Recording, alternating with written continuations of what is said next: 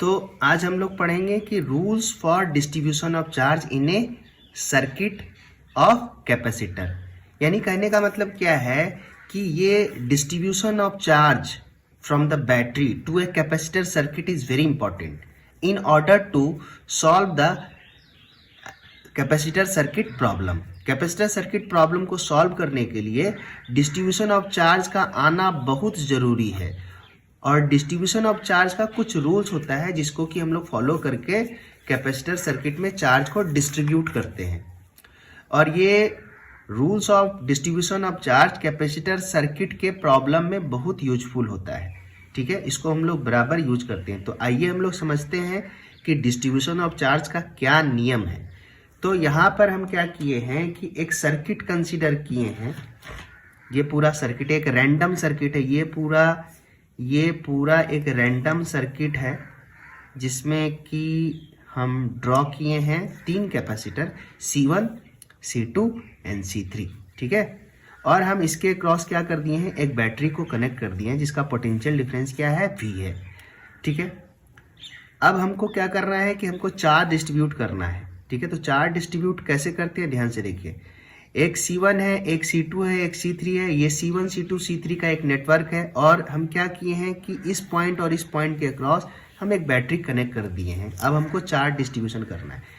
तो charge distribution का पहला नियम क्या है कि पॉजिटिव टर्मिनल बैटरी से चार्ज Q1 अगर हम ड्रॉ कर रहे हैं और निगेटिव टर्मिनल पे चार्ज Q2 आ रहा है तो Q1 Q2 बराबर होना चाहिए। कहने का मतलब क्या है कि पॉजिटिव टर्मिनल से जितना चार्ज ड्रॉ होगा उतना ही चार्ज निगेटिव टर्मिनल पे आना चाहिए, तभी आपका चार्ज डिस्ट्रीब्यूशन सही माना जाएगा। तो हम यहाँ पर मान लिए कि पॉजिटिव प्लेट से हम Q चार्ज ड्रॉ किए, तो सबसे पहले हम यहाँ दिखा देंगे कि हाँ यहाँ Q चार्ज आ रहा है, क्योंकि अगर ये नहीं आएगा तो गलत हो जाएगा।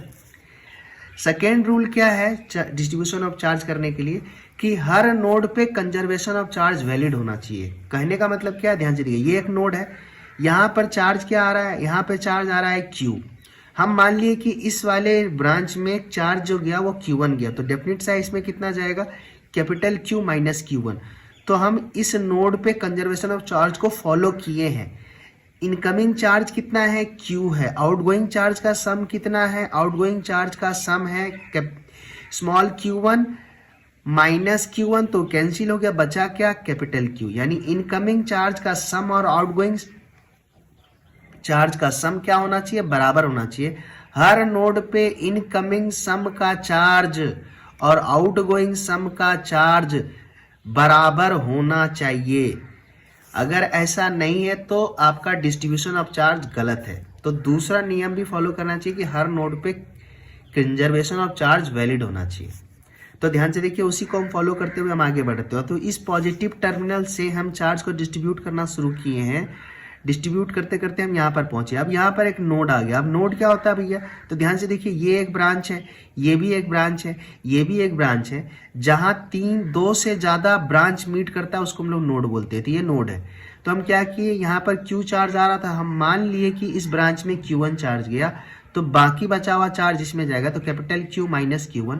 यानी लॉ ऑफ कंजर्वेशन के बेसिस पे हम ये लिख दिए कि इसमें गया कैपिटल Q माइनस Q1, तभी इनकमिंग सम का चार्ज और आउटगोइंग सम का चार्ज क्या होगा, बराबर होगा। चलिए हम आगे बढ़ते हैं। तो यहाँ से Q1 चला इस कैपेसिटर C1 में गया। ठीक है, C1 में जब कैपेसिटर गया तो आगे बढ़ा तो ये Q1 यहाँ आया। Q1 जब आया तो फिर से इसको नोड मिला, एक ब्रांच इधर है, एक ब्रांच इधर है, एक ब्रांच इधर है। तो इस Q1 नोड पे हम मान लिए कि इससे Q2 गया, तो डेफिनेट सा बात है कि इसमें Q1 आ रहा था तो जाएगा कितना, Q1 माइनस Q2। यानी इस दोनों का सम, ये देखिए ये दोनों आउटगोइंग सम है। आउटगोइंग सम ऑफ चार्ज क्या है, Q1 minus Q2 plus Q2, तो माइनस Q2 और प्लस Q2 कैंसिल हो गया। और इनकमिंग चार्ज क्या है, Q1। यानी इनकमिंग चार्ज का सम और आउटगोइंग चार्ज का सम बराबर है। यानी यहाँ पर भी लॉ ऑफ कंजर्वेशन वैलिड है। अब ये Q1 minus Q2 charge C2 C3 capacitor से क्रॉस करते हुए आगे बढ़ा इस नोड पे पहुंचा और यहाँ तक पहुंच गया। अभी हम लोग रुकते हैं यहाँ पर। अब क्या हुआ, ये Q2 चार्ज भी यहाँ से C2 से पास होते हुए इस नोड पे पहुंच गया। अब इस नोड पे दो चार्ज आ रहा है, ध्यान से देखिए। एक चार्ज आ रहा है कैपिटल Q माइनस Q1 और एक चार्ज आ रहा है स्मॉल Q2। यानी इसमें जो जाएगा दोनों का सम जाएगा। इनकमिंग चार्ज का सम है capital Q minus Q1 plus Q2, यानी आउटगोइंग चार्ज भी क्या होगा, उतना ही होगा।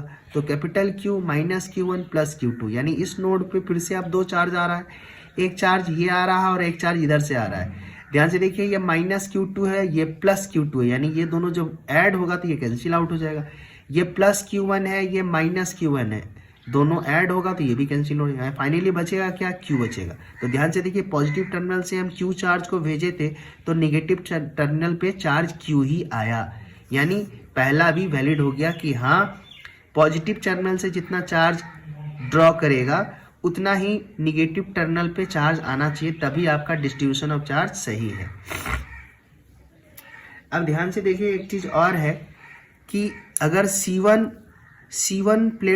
कैपेसिटर को देखिए और C2 कैपेसिटर को देखिए। C1 कैपेसिटर का एक प्लेट ये वाला प्लेट, और C2 कैपेसिटर का ये वाला प्लेट, ये देखिए ध्यान से, ये directly positive terminal of battery से कनेक्टेड है।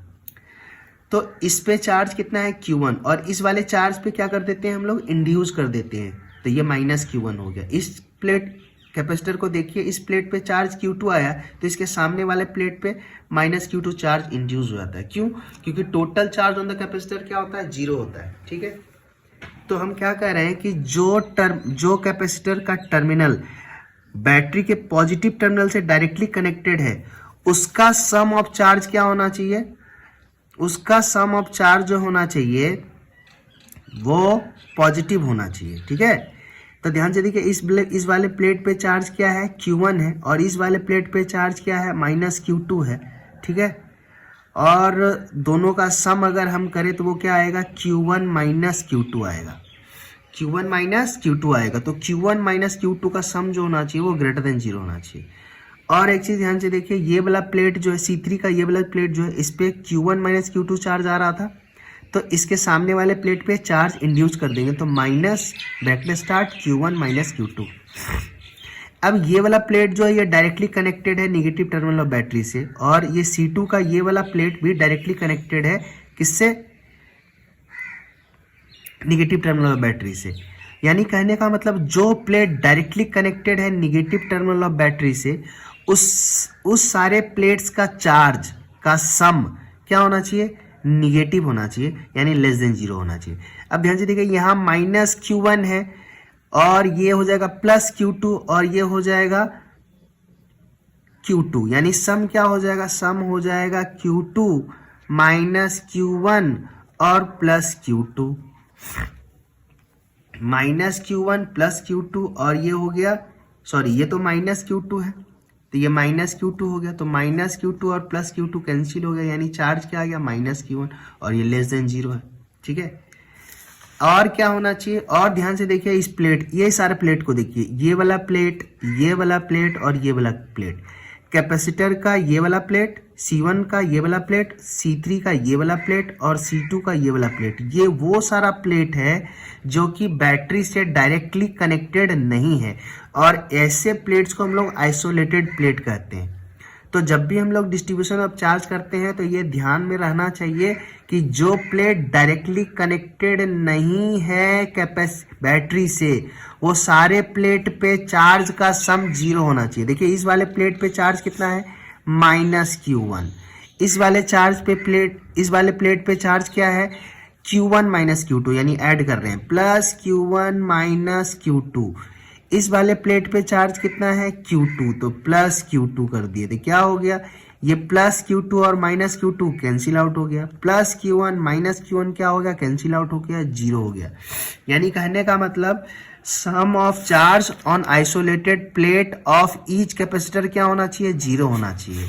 और क्या होना चाहिए, sum of charge on negative plate of each capacitor connected directly with negative terminal battery must be less than 0, and sum of charge on positive plate of each capacitor connected directly with the positive terminal of the battery must be greater than 0।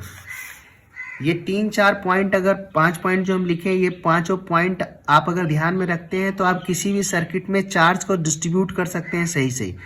एक बार charge को distribute कर दिया जाता है तभी हम लोग उस सर्किट में क्या कर सकते हैं, KVL और किरचॉफ वोल्टेज लॉ आसानी से अप्लाई कर सकते हैं और सही सही लिख सकते हैं। तो ये है rules of distribution. Thank you.